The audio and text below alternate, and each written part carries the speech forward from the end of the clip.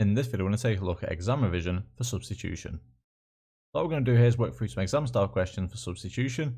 As always, what I'd recommend here is you pause the video, have a go at the questions, we work through them, and then double check that your solution matches what we get on the screen. Let's begin here with question 1.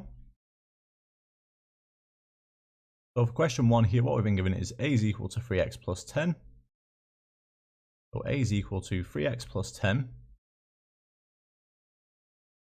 And here we're asked to find the value of a when x is equal to 4. So when x equals 4 here,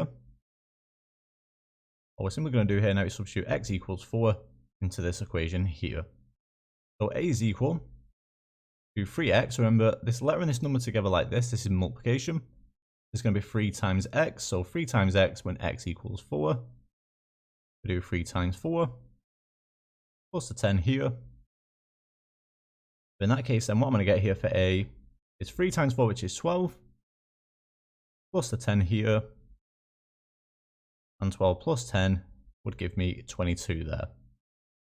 So a is equal to 22 when x equals 4 there. Okay, so a is equal to 22. And that's the solution to question 1.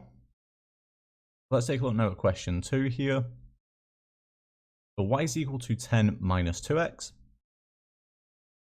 Y is equal to 10 minus 2x. And here I have to find the value of y when x equals 6. So when x equals 6 here, it's going to be y is equal to 10.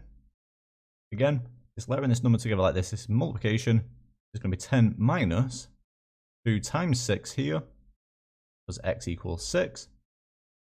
So y is equal to 10 minus 12, because 2 times 6 is 12. And 10 minus 12 would give us minus 2 there. In that case, y is equal to minus 2. When x is equal to 6, that's the solution. Question 2. And then finally for question 3 here, let's do it underneath.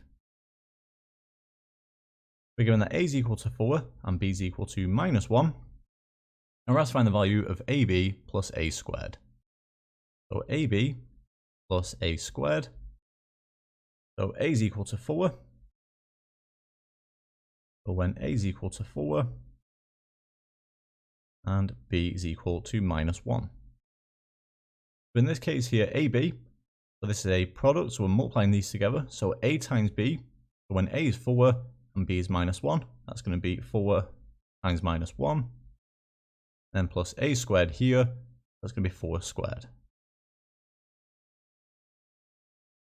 So now if we evaluate this here, just apply BIDMath. So we've got indices here. So 4 squared would be 16.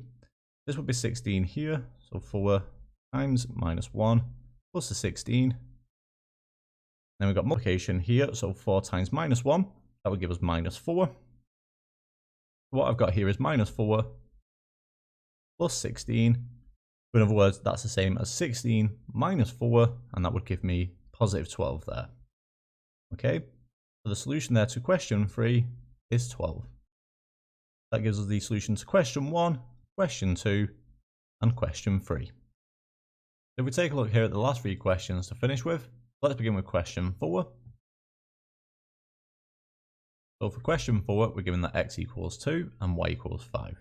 We're asked to find the value of this bracket here of 4x minus y all squared minus 4. So let's just write down this expression here to begin with. Got 4x minus y all squared minus 4. So when x equals 2, and y equals 5, all I'm going to do here is substitute these values in for x and y into this expression here. So here we need to apply BIDMath. So I've got brackets here. So 4x minus y, that's going to be 4 times 2 minus y, which is 5. We get 4 times 2, which is 8. So I'll write down in full here just so we can see all the working. Minus y, which is 5. And that's all squared. And then we minus 4.